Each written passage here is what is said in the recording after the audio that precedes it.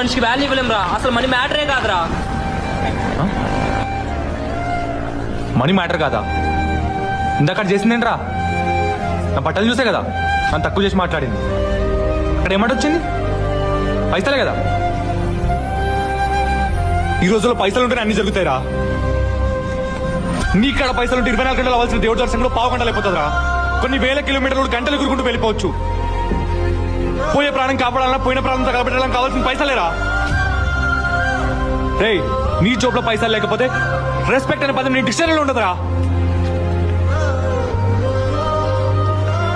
రే, ఈ middle class, lower middle class, high class దేని వల్ల కంపేర్ చేస్తారా? పైసల వల్ల. ఒక మిడిల్ క్లాస్ వాడు 20 ఏళ్ళు దాటిన తర్వాత వాడు సంపాదించకపోతే ఇంట్లో